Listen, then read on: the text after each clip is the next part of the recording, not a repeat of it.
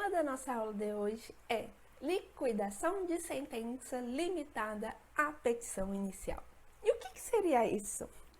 A liquidação da sentença nada mais é do que nós tornarmos aqueles direitos garantidos ou na sentença ou no acórdão, em valores monetários. Então, nós pegamos aquilo que o juiz entendeu por ser devido ao trabalhador e vamos apurar os valores monetários para que a empresa possa pagar ao trabalhador.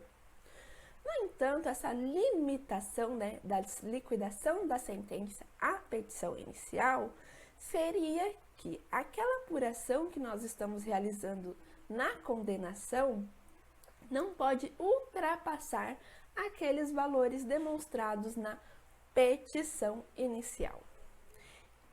E é obrigatório que a petição inicial venha com cálculos? Com a reforma trabalhista, no artigo 840 da CLT, passou a ser obrigatório que as reclamações trabalhistas, petição inicial, peça exordial, como vocês preferirem chamar, conste os pedidos de forma certa, determinada e com indicação do seu valor. E o que é isso? O pedido certo é aquele pedido claro, que consta de forma expressa e explícita na petição inicial. Você não pode deixar um pedido subentendido na petição inicial, não, tem que estar tudo de forma clara. Então, suponhamos as horas extras, você pede de forma certa, ou seja, o trabalhador tem direito a receber horas extras. No entanto, não basta eu dizer que ele tem direito a receber horas extras, porque isso fica muito abstrato, né? Beleza, o trabalhador tem direito a receber horas extras, mas quantas horas extras, né? Como que eu vou calcular isso? Então, por isso, da obrigatoriedade dos pedidos serem determináveis. O que é determinável? É algo possível de ser transformado em valor, ou seja, algo que é possível calcular. Então, um pedido determinável seria o quê? O trabalhador tem direito a 10 horas extras. Viu que eu falar, o trabalhador tem pedido a horas extras, é o pedido certo. Mas com aquilo eu não consigo fazer muita coisa. Aí o determinável eu trouxe a quantidade física de horas extras que o trabalhador tem direito, 10 horas por mês. Com isso eu já consigo realizar um cálculo. No entanto, só isso não basta. Também é obrigatório a indicação do valor. Então, eu tenho que falar assim, olha, o trabalhador tem direito a 10 horas extras por mês, que corresponde à quantia de R$800. Com esse pagamento dessas horas extras, nós sabemos que surgem reflexos, ou seja, reflexo em 13º salário, férias, FGTS, aviso prévio. E esses reflexos, eles estão subentendidos? Eu acabei de falar que não pode existir nenhum pedido subentendido. Não, tudo tem que estar certo, tá? Então, todos os pedidos têm que ser expressos. E, mais uma vez, determináveis, passíveis de cálculo e tem que trazer o valor exato. Então, além de eu pedir as horas extras, se eu vou pedir os reflexos, eu tenho que trazer os valores deles. Então, o trabalhador tem direito a R$800 de horas extras, com reflexos em FGTS correspondente à quantia de R$300, com reflexo em 13º correspondente à quantia de R$500. Então, tudo tem que ter a indicação do seu valor. E agora, com isso, o que nós temos? Em todos os casos, é obrigatória essa limitação? Não, gente, ela não é obrigatória em todos os casos. Nós temos entendimentos das mais diversas formas possíveis. Nós temos entendimento nos tribunais, em que tem essa limitação. Nós temos entendimento que não reconhece a limitação e reconhece o valor da liquidação da sentença, ainda que seja maior do que o valor demonstrado na petição inicial.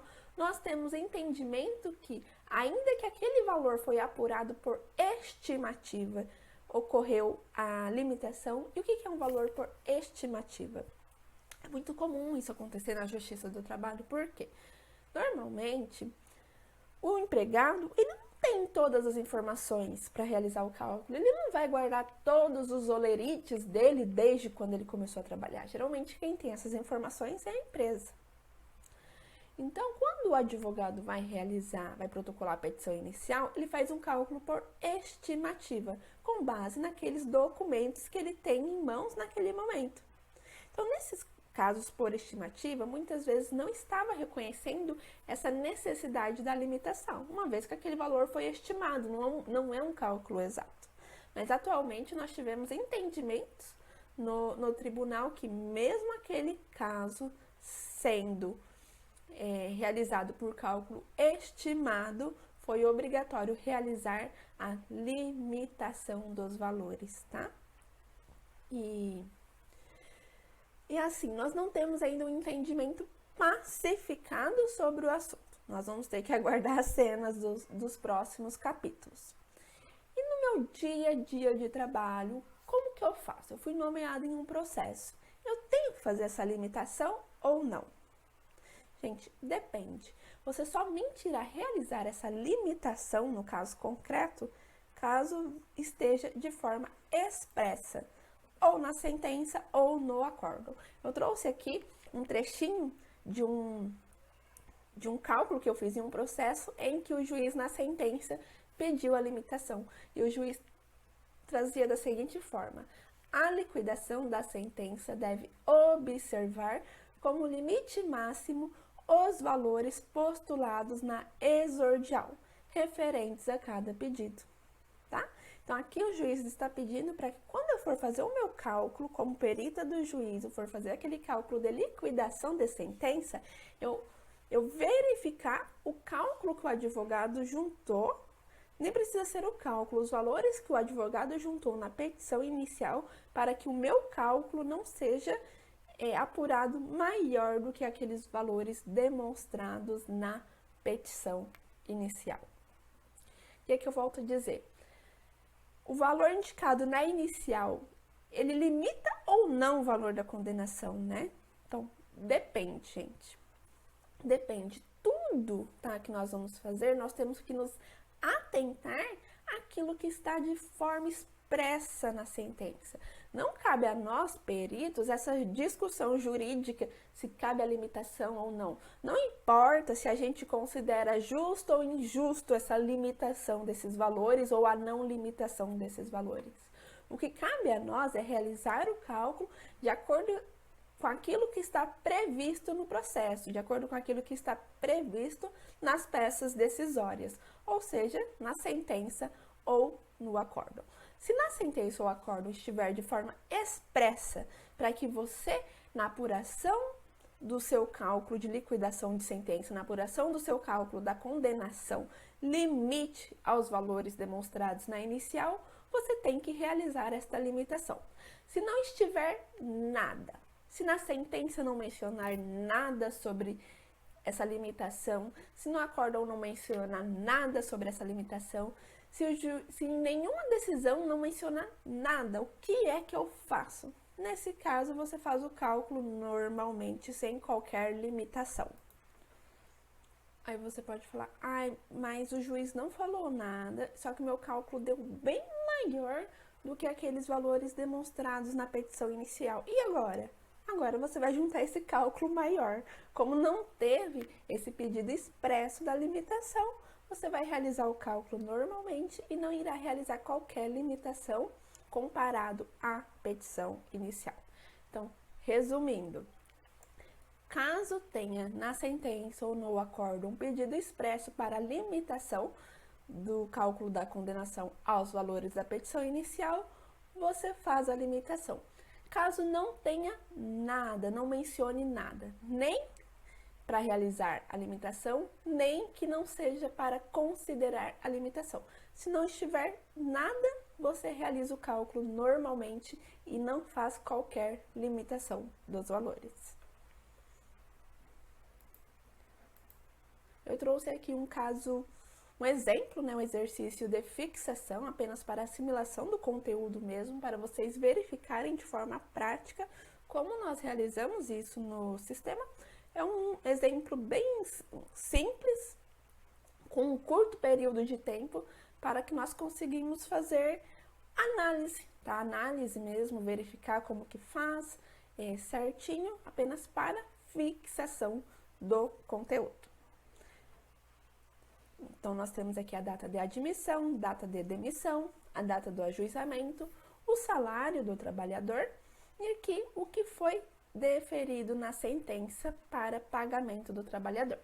Então, será o pagamento de horas extras com adicional de 50%, com reflexo em 13º salário, férias mais 1/3, DSR, aviso prévio e FGTS. Limitado à condenação aos valores demonstrados na peça exordial. Então, nós temos que realizar a limitação caso o nosso cálculo dê maior do que os valores demonstrados na petição inicial. Aí eu trouxe aqui que o trabalhador ele tem direito a 10 horas extras no mês de janeiro, 10 no mês de fevereiro, 10 no mês de março e 10 no mês de abril. E aqui nós temos os valores dos pedidos que consta na inicial, sem a incidência de juros e correção monetária, ou seja, o valor histórico. Pessoal, quando nós vamos fazer essa comparação dessa limitação, nós temos que fazer pelos valores limpos, ou seja, sem incidência de juros e sem correção monetária.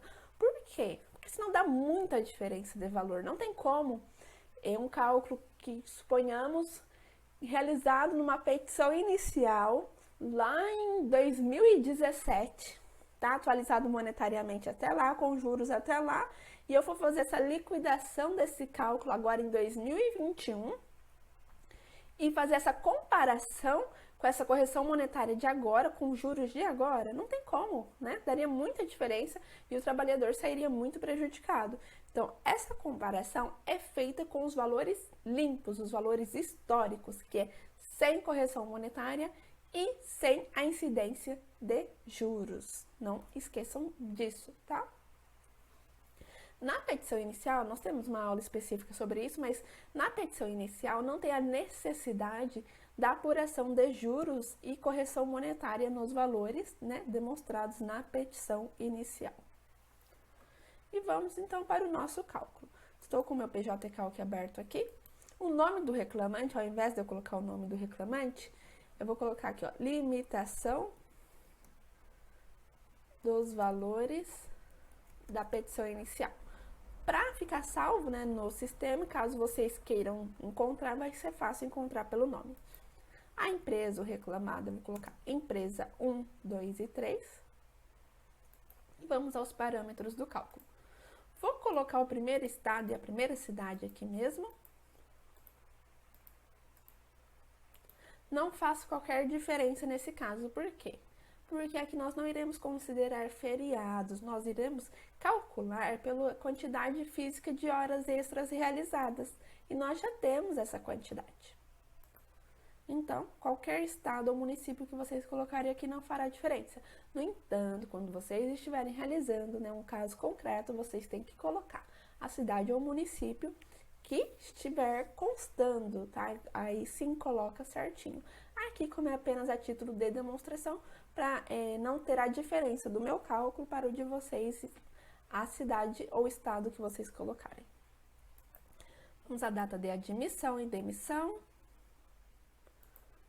1º de janeiro de 2020, demissão dia 30/4/2020, o ajuizamento dia 1º de junho de 2020.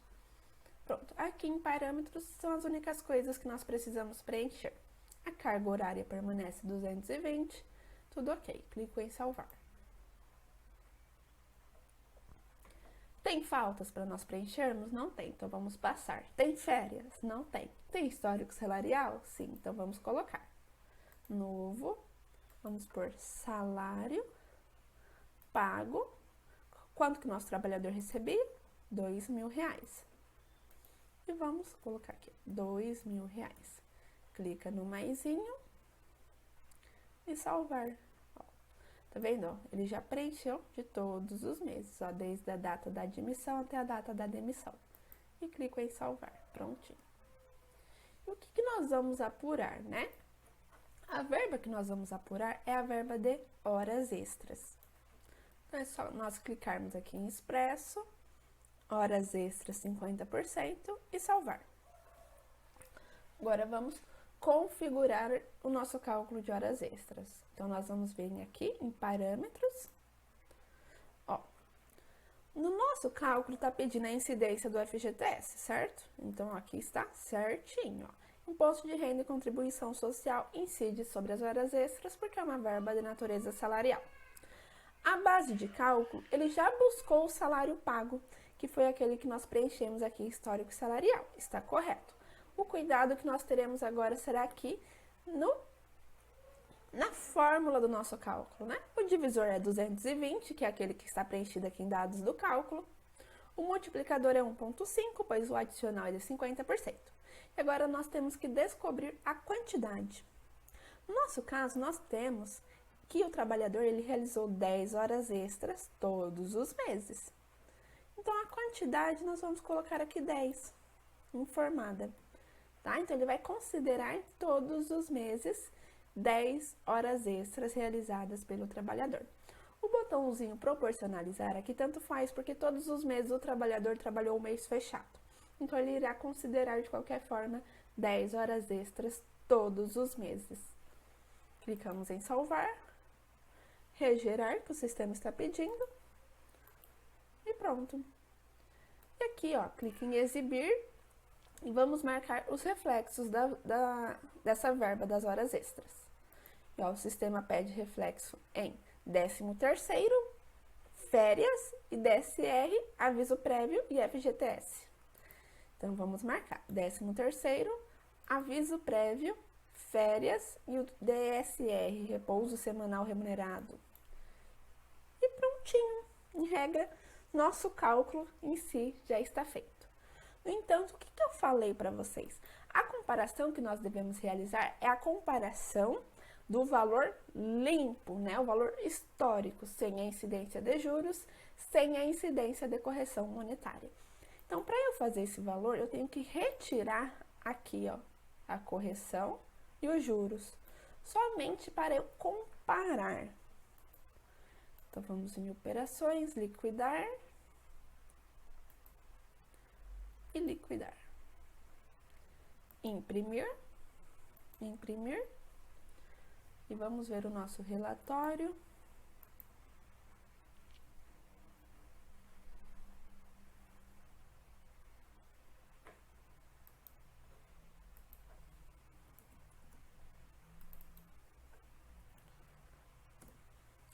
E olha só, o nosso valor deu bem a mais do que aqueles valores demonstrados na petição inicial. Ó, nas horas extras, 50% demonstrado na petição inicial, era o valor de R$ 381,80. O nosso cálculo deu R$ 545,44. Então, todos os reflexos também ficaram maior. Ó, 13º, 56, ó, o 13º aqui, ó, 39. Aí você pode falar assim, ai meu Deus do céu, e agora? Eu tenho certeza que o meu cálculo tá certo. E eu vou ter que fazer essa limitação, o cálculo apresentado na petição inicial tá errado, e eu vou ter que fazer essa limitação mesmo assim? Sim, você terá que fazer essa limitação mesmo assim. Ainda que você tenha certeza absoluta que o seu cálculo tá certo. Ainda que além dos valores, o advogado também tenha juntado o cálculo feito por ele e você verificou que aquele cálculo está errado. Se o juiz pediu para que seja realizada a limitação dos valores, você tem que realizar, ainda que você tenha plena certeza que o seu cálculo está correto. Aí você pode falar assim, nossa, mas coitado do trabalhador. Pois é, eu concordo com você, por isso a importância, né, do nosso trabalho auxiliando os advogados como assistente técnico. E agora, né? Como que nós vamos fazer, gente, nesse caso? Como que nós vamos conseguir fazer essa limitação? O valor deu tanta diferença? É bem simples. Eu vou falar para vocês agora como que eu ajo como calculista nesta situação. Primeiro, quando a gente faz essa limitação é porque nós estamos como perito do juiz, certo? E se eu estou como perita do juiz, qual que é a minha função? A minha função é prestar o serviço técnico a fim de auxiliar o juiz na decisão, mas também da forma mais clara possível, né? A forma mais técnica, uma forma clara, uma forma que eles consigam entender o meu trabalho, que eles consigam entender o que aconteceu. Então, o que eu faço? Eu deixo no sistema as horas extras 50% da forma que eu fiz e considerei que o meu cálculo esteja correto. Então, eu venho aqui, só que eu retiro aqui compor principal, eu coloco não. O que significa isso? Significa que esse cálculo que eu fiz estará lá no relatório demonstrado bonitinho. No entanto, ele não será somado nos valores que o trabalhador tem direito a receber. Então, aqui no nome eu coloco horas extras 50% demonstração. Porque essas horas extras, elas estão ali apenas para demonstrar, né, o cálculo em si, o primeiro cálculo em si realizado. Aqui nos comentários, nós vamos explicar o porquê dessa demonstração. Então, nós podemos colocar assim, valores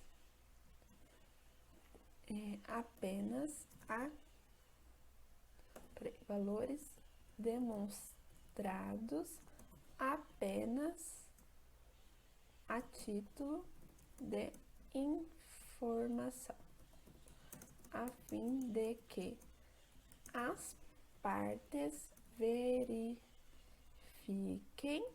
o cálculo sem a limitação da petição inicial. Aí vocês podem perguntar, Fernanda, é obrigatório fazer isso? Não é obrigatório demonstrar esse cálculo sem a limitação? É obrigatório colocar estes comentários? Gente, não é obrigatório. Eu posso apenas apresentar o cálculo com a limitação? Sim, pode. E tem muitos peritos que fazem isso, tá? Falo, tudo é jeito de trabalhar. Você vai achar a forma que você vai trabalhar. No entanto, eu penso assim. O nosso trabalho é esse auxílio técnico. Então, nós temos que ser o mais transparente possível. E eu acredito que esses pequenos detalhes são o que faz a diferença. É o que faz a diferença de você ter de 3 a 5 nomeações por mês e é o que faz a diferença de você ter mais de 20 nomeações por mês. Então, é importante sim a demonstração desses detalhes. É obrigatório? Não é obrigatório, tá? Eu estou demonstrando aqui para vocês a forma que eu faço no meu dia a dia de trabalho. Vocês podem apenas realizar o valor do cálculo com a limitação? Pode, lógico que pode, porque na realidade o serviço em si é isso, é você demonstrar o cálculo, então, com a limitação.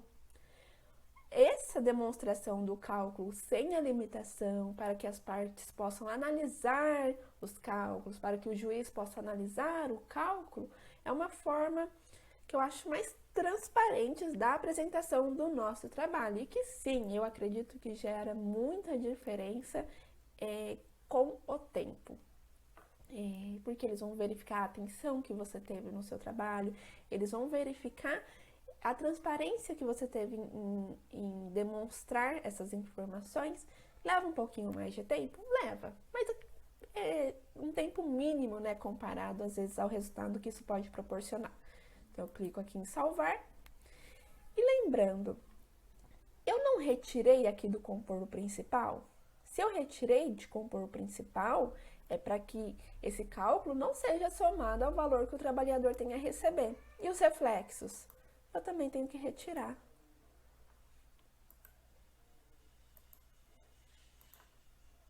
Salvar em todos, tá? Ele vai aparecer separadinho o cálculo, mas não será somado nos valores que o trabalhador tem a receber. É apenas a título de demonstração mesmo. E agora nós vamos fazer o nosso cálculo. Aliás, é isso. Agora nós vamos fazer o nosso cálculo com os valores limitados à petição inicial. E o que nós vamos apurar? São as horas extras de qualquer forma. Então, eu vou vir aqui e vou clicar nela. Horas extras, 50%.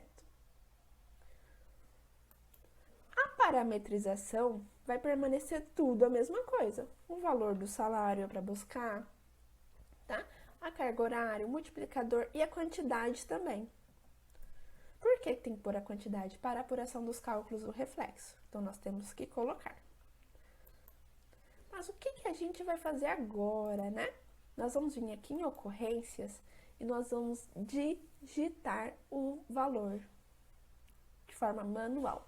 Aqui em devido, gente, são valores monetários que nós digitamos. Então, nós vamos pegar o valor demonstrado na petição inicial e digitar aqui de forma manual nas verbas horas extras, até porque não tem como nós fazermos essa apuração, chegar nesse valor, se esse valor aqui em si está errado, o cálculo foi errado, ou as verbas utilizadas foram erradas. Então, nós precisamos pegar o valor cheio, tá? E digitar nas ocorrências. E como que eu faço isso? Eu posso vir pegar esse valor de 381 e colocar aqui no último mês? Eu até já vi isso, mas dessa forma fica errado, gente, injusto. Por que injusto? Olha só. Esse aqui é um período curto de trabalho, mas no nosso dia a dia nós pegamos períodos longos, de anos, do trabalhador. Se eu colocar aqui, a correção monetária vai ficar menor, a aplicação dos juros vai ficar menor, além de que, se fosse um valor alto, suponhamos que aqui fosse uns 100 mil reais, e esse valor é devido ao imposto de renda. Imagina o trabalhador ter que pagar o imposto de renda considerando apenas o período de um mês. E, na verdade, esses 100 mil reais era para estar diluído em vários meses. Se ele estivesse diluído em vários meses, o valor seria bem menor. E, provavelmente, né, o percentual do imposto de renda seria menor. Mas, se eu colocar esse valor de 100 mil reais como tivesse recebido em um mês, o percentual será o maior possível, o que prejudicaria muito o trabalhador. E o INSS também. Por quê? Suponhamos que nós colocamos esses 100 mil reais aqui nesse último mês. O trabalhador vai atingir a cota, certo? Nesse mês. E todo aquele outro valor não vai constar na contribuição. Então, tem que ser feito mês a mês para que conste certinho na contribuição social daquele respectivo mês para o trabalhador. E isso iria gerar problema para ele, né, na época da aposentadoria dele. Então, por isso a importância de nós fazermos tudo certinho. E como que nós fazemos isso? Nós temos que fazer a proporcionalidade ou o rateio, tá? Como vocês preferirem chamar. Então, nós temos aqui o valor de R$ 381,80. Eu já trouxe ele aqui para o Excel. Nós temos que o nosso trabalhador trabalhou 4 meses. Então, eu posso pegar esses R$ 381,80 e diluir nesses 4 meses, que vai dar R$ 95,45 em cada mês. No dia a dia, o que eu aconselho vocês fazerem? Vocês vão pegar esse resultado que deu, tá? E somar. Por que, Fernanda? Ó, nesse caso específico, deu o valor exato de R$ 381,80. No entanto, gente, é normal, tá? Dar diferenças de centavos por causa dessa divisão, ou a mais ou a menos. Então, suponhamos que tivesse dado uma diferença de 3 centavos. O que eu faria com esses 3 centavos? Aí, esses 3 centavos, sim, que é um valor pequeno, eu posso vir e colocar aqui no último mês essa diferença. Tá? Então, nós vamos colocar aqui os valores que nós encontramos, 95,45, 95,45, 95,45, E aqui nesse último mês, caso tivesse a diferença, tipo de 3 centavos, nós colocaríamos 95,48. Mas no caso específico não tem, nós mantemos 95,45. E clicamos em salvar. Vamos marcar as incidências, né? Só que, gente, já vamos colocar, ó, horas extras 50%, limitada à petição inicial, tá? Sempre quanto mais claro nós formos, melhor. E também vamos deixar um comentário, tá? Cálculo das horas extras limitado ao valor demonstrado na petição inicial. O quanto mais claro nós formos, melhor. E clico em salvar. Ó, tá vendo? Aqui já fica facinho de nós verificarmos, não confundir, e também das partes analisadas, juízo a analisar. Vamos marcar os nossos reflexos. O cálculo vai permanecer sem juros e sem correção monetária. Por que que ele vai permanecer sem juros e sem correção monetária, gente? Porque nós precisamos fazer essa comparação. Somente após realizar a comparação que nós vamos vir aqui e colocar a aplicação de juros e correção monetária. Então, vamos vir em liquidar, imprimir.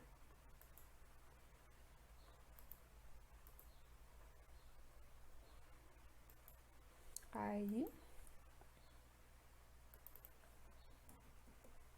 Agora sim, ó, 381,80.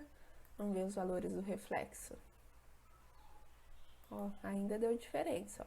13º salário aqui deu 56,82. Aqui, ó, dá 39,77. Então, vamos voltar lá e digitar esses valores manuais também. Vamos voltar aqui nos cálculos, em verbas. Ó, em ocorrências, ó, nós digitamos aqui. Agora, vamos alterar aqui. O 13º salário tem que dar o valor de R$ 39,77. O aviso prévio, 95,45. As férias, 53,03.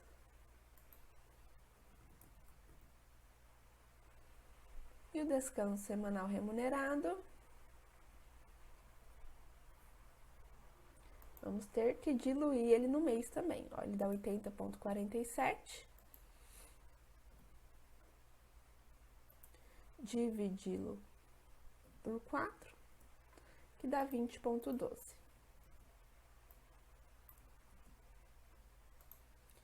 Em valores, ó, vamos somar, ó, 80,47.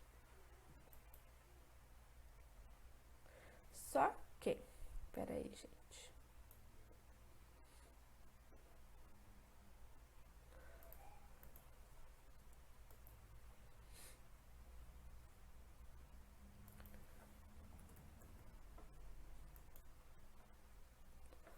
Vamos vir aqui.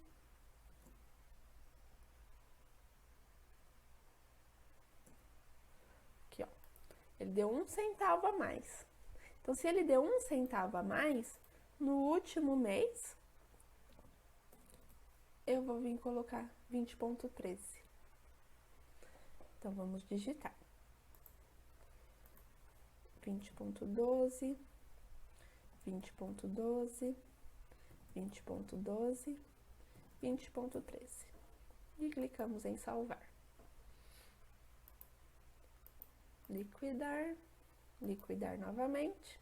É um pouquinho trabalhoso, mas não é difícil, tá? Nós temos apenas que ter atenção para fazer essas comparações. E aqui, ó, 381,80, 39,77, 95,45, opa. 5303, 80,49. Aqui, ó, ele somou um a mais. Então, vamos lá retirar o nosso centavo. É 80,47, é um a menos. Eu que fiz errado, né?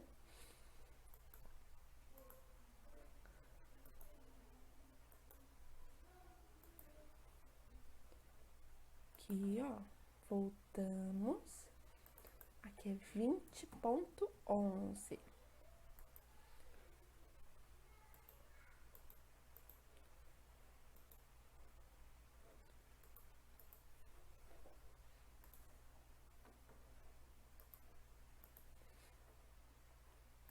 Deixa eu fechar esses, deixar só esse último.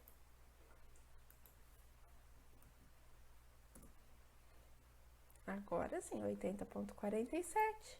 80,47. Aqui, ó, nós temos as verbas que não compõem o principal.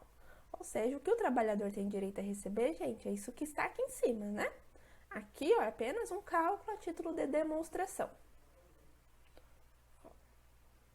E ele vai constar aqui, ó, tá vendo? Ó, o valor, como foi feita a apuração daqueles valores de demonstração, ó, os valores limitados à petição inicial, que é o valor que consta, né, como pagamento para o trabalhador.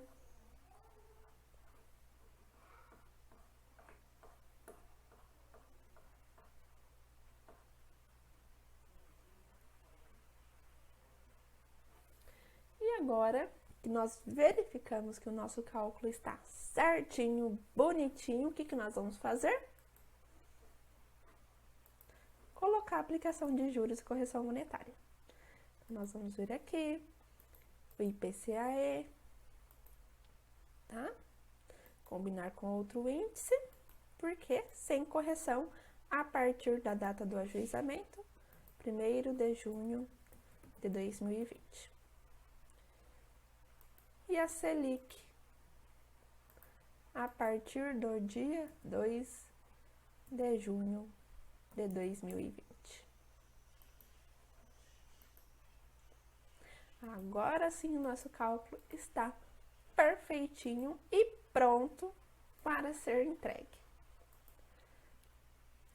Ó, vou demonstrar aqui a importância, tá, gente, do porquê nós só fazermos essa atualização monetária posteriormente, ó, porque o relatório apresenta o valor já corrigido monetariamente, está vendo, ó? Aqui, como não tem correção, ó, ele manteve 381,80. Aqui, como a gente pediu, ó, ele já trouxe o valor corrigido. Quer ver? Aqui, ó, valores limitados, a petição inicial. Aqui, ó. Ele traz aqui, ó, tá vendo a diferença, ó, dos 95,45, que vai dar a soma, mas, ó, ele faz a correção. Então, ele já traz aqui, ó, 422, ele já traz o valor corrigido. Então, por isso que nós precisamos retirar a correção monetária e a aplicação dos juros para conseguir fazer essa comparação. Só resumindo o que foi falado, que nós só vamos realizar essa limitação desses valores caso esteja de forma expressa na sentença ou no acordo. Caso não conste nada, nós não iríamos realizar a limitação. Nós iríamos ter entregue aquele cálculo que deu maior, tá? Que seria o cálculo da forma correta que nós apuramos. Espero ter ajudado. Eu sei que isso gerou bastante dúvida em razão do recente entendimento, né, do tribunal sobre aquela limitação daquela petição inicial que trouxe os valores estimados. Não é difícil de realizar, é um pouquinho trabalhoso, mas nós podemos, né, pedir esse trabalho a mais ali dentro dos nossos honorários.